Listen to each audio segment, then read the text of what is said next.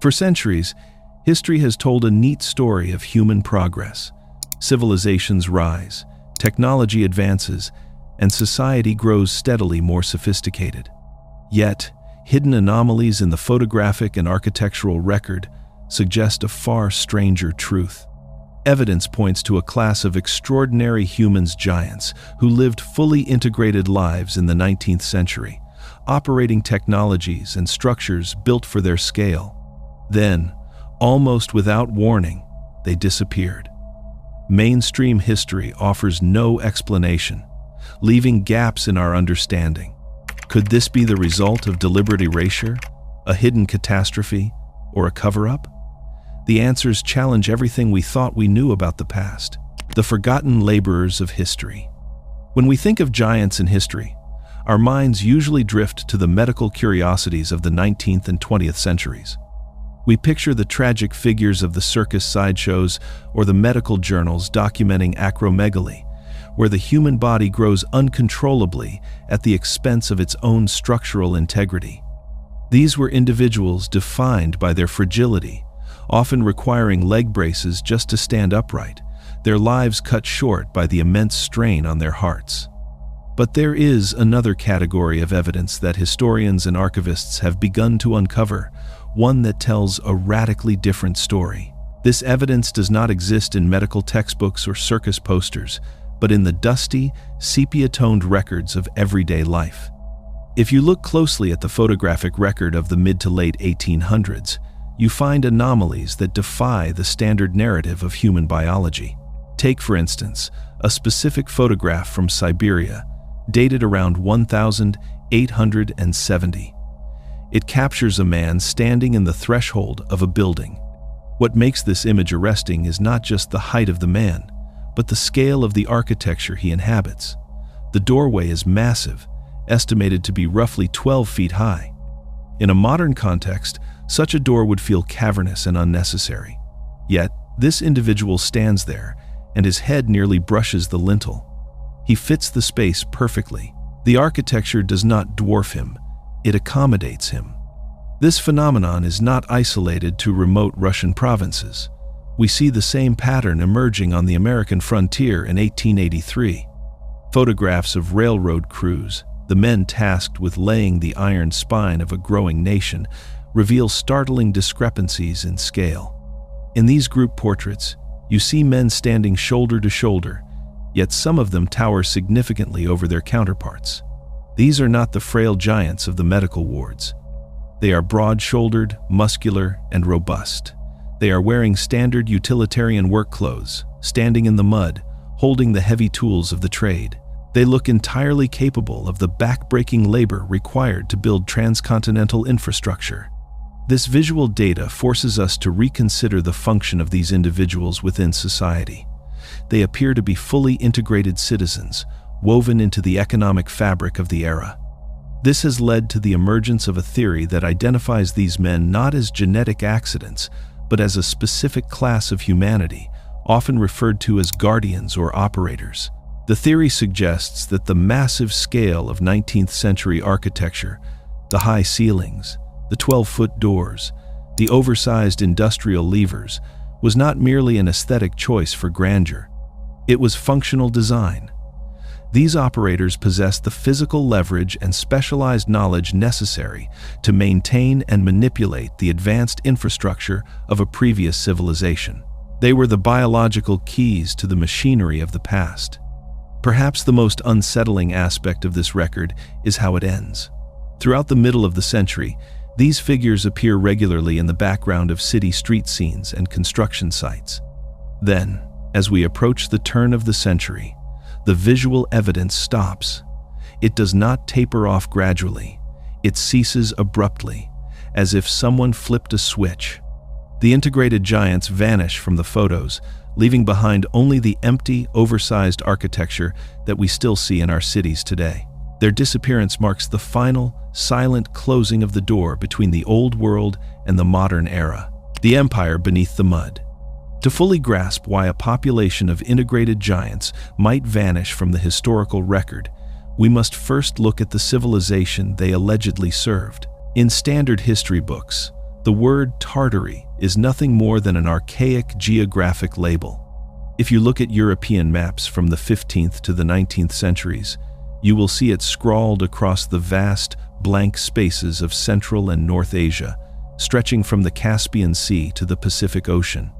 Historians tell us this was simply a catch-all term for a region Westerners barely understood, a land of disparate tribes and Mongol remnants known as Muscovite or Chinese Tartary. It was a place defined by its remoteness and lack of civilization. However, the alternative narrative flips this definition on its head. In this view, Tartary was not a vague region of barbarians, but a unified, technologically advanced global empire. This was a civilization characterized by world peace and grand architecture, bound together by technologies we are only just beginning to conceptualize, such as wireless energy harvesting. The giants we saw in those photographs were not random outliers. They were the workforce and the maintenance crew for this global system. But if such a massive empire existed, where did it go? The answer lies in a catastrophic event that researchers call the Mudflood. This was not a flood of water in the biblical sense. The theory describes a worldwide phenomenon of soil liquefaction, a deluge of mud that rose up to swallow the lower levels of civilization. It did not wash cities away. It buried them where they stood. The streets we walk on today are, according to this theory, built on top of the roofs and second stories of the old world. The original ground floors, the domain of the giants, and the heavy machinery of the empire were submerged under feet of earth, effectively erasing the foundational level of that society. The evidence for this event is hiding in plain sight in cities like Chicago, London, and Seattle. If you walk through the historic districts of these major metropolitan areas, you will often notice a peculiar architectural feature known as the buried window. These are windows on the bottom floor of stone buildings that are half submerged into the sidewalk, often leading into what we now call a basement. Conventional architecture explains these as light wells, designed to bring illumination to the cellars. But look closer. These windows often have lintels and arches identical to the floors above them. They appear to be full-sized windows that were simply encroached upon by a rising ground level. In some cases, entire doors can be found bricked up below the current street line, suggesting that what is now a basement was once the main entrance. This leads to the concept of the Great Reset. The Mudflood is not viewed as a random natural disaster, but as a mechanism of change. By burying the first floor of the world, the cataclysm effectively neutralized the power structure of the Tartarian Empire. The giants, who operated on that original street level, were the primary targets. Their cities were partially interred, and the survivors of the new era, a smaller, less technologically capable humanity, built their new world on top of the mud. We were left to inherit the upper floors of a civilization we did not build, re-educated with a timeline that dismissed Tartary as a mere mapmaker's placeholder and the Mudflood as a myth, leaving only the buried windows as silent witnesses to the empire beneath our feet, built for a larger humanity. When you walk into a state capitol building, a grand cathedral, or one of the many unexplained Greco-Roman structures that dot the downtowns of cities from Melbourne to Moscow, the first thing that hits you is the sheer scale. You are immediately made to feel small. The ceilings soar 20 feet overhead. The stone blocks are the size of compact cars, and the doorways are cavernous arches, often exceeding 15 feet in height. For decades, mainstream architectural historians have provided a utilitarian explanation for this grandeur, rooted in the medical anxieties of the 19th century. They point to the miasma theory, the prevailing medical belief of the era, which held that diseases like cholera and the plague were spread through bad air or stagnant vapors. According to this narrative, the architects of the 1800s were not building for giants. They were building for ventilation. Without modern air conditioning, the only way to keep a building safe was to ensure massive air exchange. High ceilings allowed warm, foul air to rise above the heads of the occupants. Enormous windows and transoms above doors were designed to facilitate cross-drafts. In this view, every oversized feature of the old world is simply a primitive HVAC system, designed by people terrified of suffocation.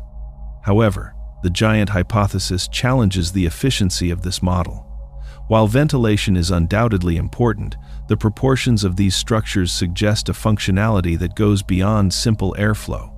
A transom window above a door makes sense for ventilation. But why does the door itself need to be 15 feet tall? A standard human requires 7 feet of clearance. Doubling that height adds immense structural complexity and weight for a marginal gain in air circulation. But if you view that same 15-foot door through the lens of the anomalous photographic record, where 12-foot beings walk the streets, the design stops being monumental and starts looking strictly ergonomic. For a 12-foot operator, a 15-foot door is not a grand statement. It is simply a standard entrance. This re-evaluation extends to the structural footprint of these buildings.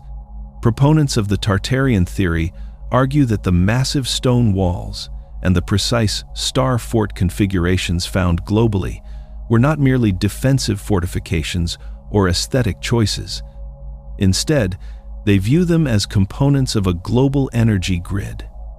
The thick masonry acted as a conductive medium, and the geometry of the star forts functioned as a resonator for harvesting atmospheric energy. The grandeur was actually the industrial housing for a technology we have since lost. The most compelling physical evidence for this repurposing lies in the so-called basements of these historic districts. In cities like Seattle and London, we see the phenomenon of the light well, a window at sidewalk level that looks into a subterranean room. The official story is that these were built to illuminate cellars, but when these buildings are excavated, we frequently find that these basements have full-size doors, ornamental stonework, and entrances that have been bricked up. These were not designed as cellars. They were the original ground floors. The theory suggests that the survivors of the Mudflood did not build these massive structures. They merely dug out the upper levels, cleared the mud from the second-story windows, and laid down new sidewalks, effectively turning the second floor into the new lobby. We are not living in buildings designed for us. We are squatting in the upper penthouses of a buried civilization, using their windows as our doors and their attics as our government halls. The lost operators of history. The disappearance of the giant class was not merely a demographic shift, it was a technological catastrophe. To understand why, we must explore a concept known as embodied knowledge. In the modern world, we tend to view technology as distinct from the user a smartphone works, regardless of who holds it. But in the context of the Tartarian theory, technology was inextricably linked to the physical attributes of its operators. The machinery of the old world was not just designed by giants, it was designed for giants.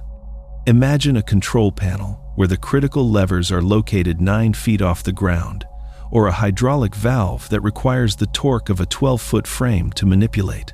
When the giants vanished, the interface for this civilization vanished with them.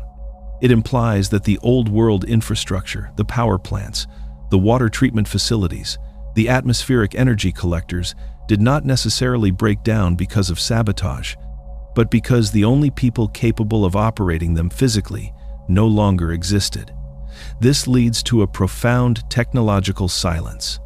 Even if the survivors possessed the manuals or the theoretical knowledge, they physically could not engage the mechanisms required to keep the lights on. This dynamic can be formalized through a relationship often cited in the economic theory of regression. We can think of the technological state of the next generation as a function of 3 variables: the population size, the stock of transmitted knowledge, and, crucially, the physical scale of the operators. We have seen this pattern before in human history, most notably in the long shadow cast by the fall of Rome. For nearly a millennium, medieval Europeans lived among the ruins of a civilization they could neither replicate nor maintain. They herded sheep through the arches of massive aqueducts while drinking from tainted wells, unable to repair the sophisticated water systems crumbling right next to them. They lacked the specific engineering, the Roman cement, and the logistical organization, the embodied knowledge of the empire. They were squatters in a graveyard of superior engineering. Proponents of the Mudflood theory argue that the late 19th century was exactly this kind of Dark Age recovery, but on a global scale. The narrative we call the Industrial Revolution was not a sudden explosion of new invention, but rather a slow, clumsy period of scavenging. The steam engines, the dynamos, and the heavy ironworks of the Victorian era were not created from scratch. They were the result of a smaller, weaker humanity discovering Tartarian remnants and trying to hotwire them. We looked at machines designed for wireless atmospheric energy and, failing to reach the controls or understand the physics, we retrofitted them to burn coal. What we call progress was actually a desperate attempt to reverse engineer a broken system, repurposing the high-tech leftovers of the giants into the crude, smog-choked machinery of the modern age. Burning the last great record. If a civilization of integrated giants truly walked the streets of the 19th century, their existence would not just be a matter of folklore or photographic anomalies. They would have been taxpayers, laborers, and citizens. Their presence would be recorded in the vast bureaucratic machinery of the state. To prove the existence of such a population, one would simply need to check the census records of the era. This is where the historical trail goes cold, not due to a lack of documentation, but due to a catastrophic and highly specific destruction of data. The Mudflood theory identifies the mid to late 1800s as a period of strange silences in our history, but the most glaring silence is the total loss of the 1,890 United States Census.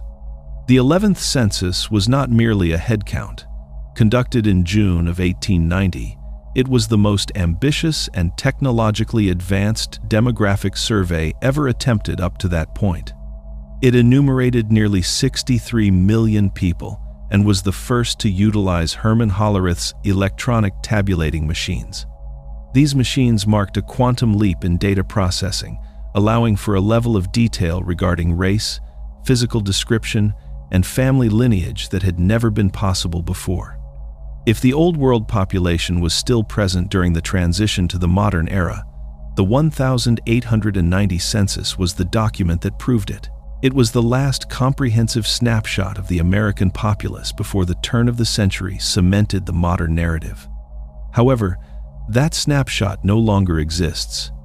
On the 10th of January, 1921, a fire broke out in the basement of the Commerce Building in Washington, D.C., where the 1,890 schedules were being stored. The details of this event have fueled conspiracy theories for a century. The fire was curiously confined. It did not consume the upper floors or the structural integrity of the building.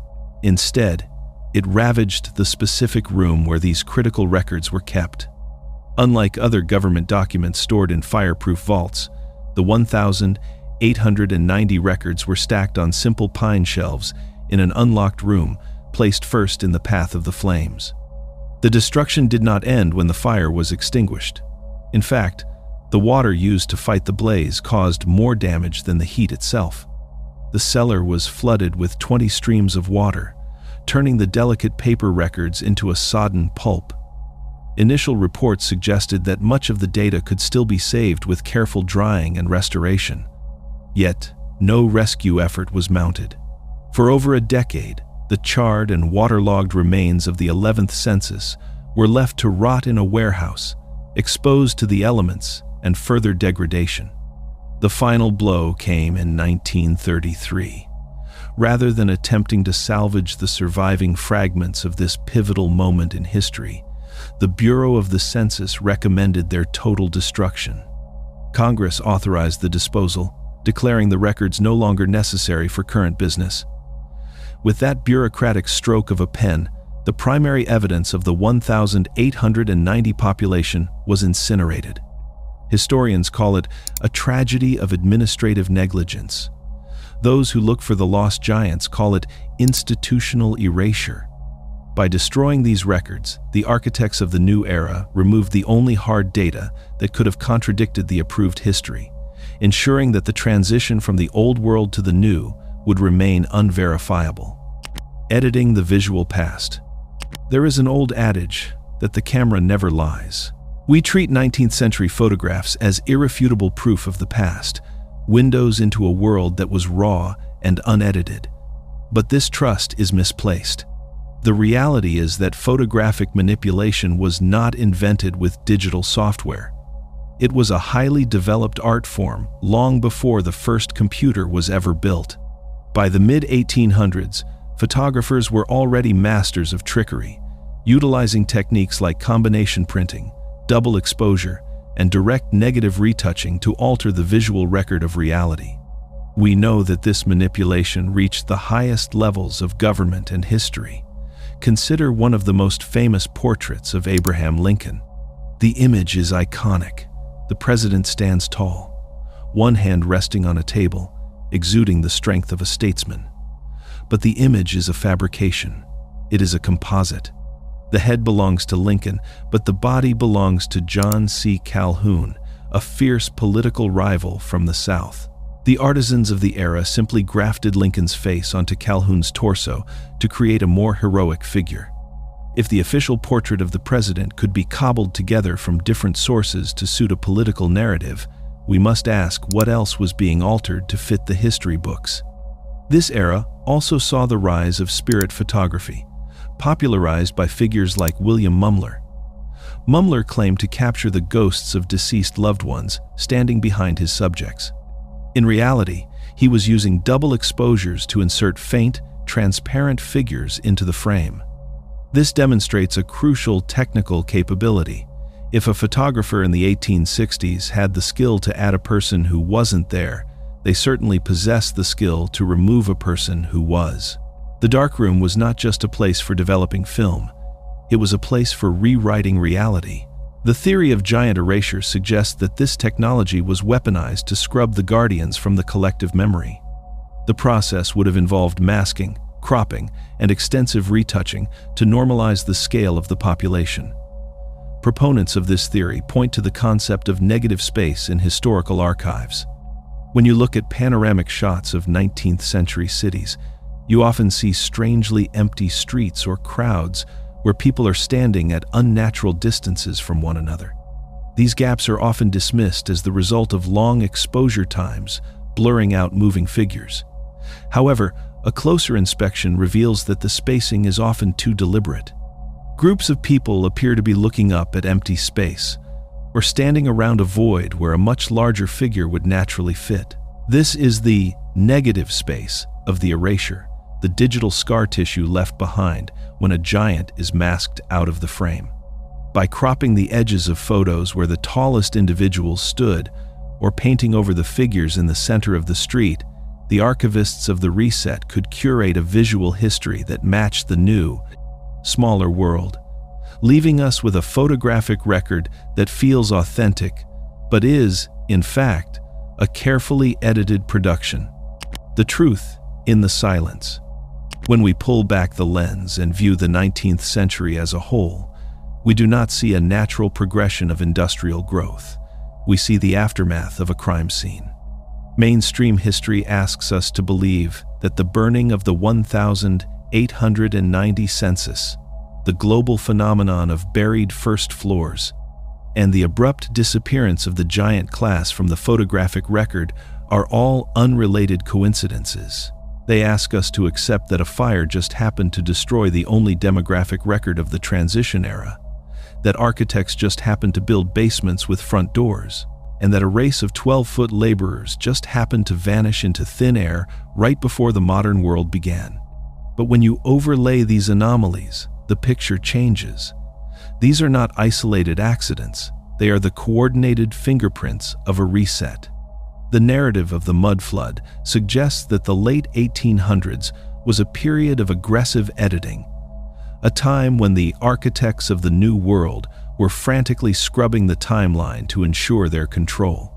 The negative space, we have identified the empty streets where crowds should be, the massive doorways for men who no longer exist, and the silence of the archives is not a lack of evidence. It is the evidence itself. It is a deliberate void, a silhouette left behind where a civilization used to stand. We are not the builders of the modern world. We are its squatters. We are the inheritors of a stolen timeline, living in the shadows of guardians we were erased to forget. We walk through their arches, utilize their acoustics, and marvel at the durability of their stone, yet we deny the existence of the hands that built them. The persistence of these anomalies is a crack in the facade, a reminder that the history we have been taught is a cover story, and the truth is still waiting, buried just beneath the street level, waiting for us to dig it up.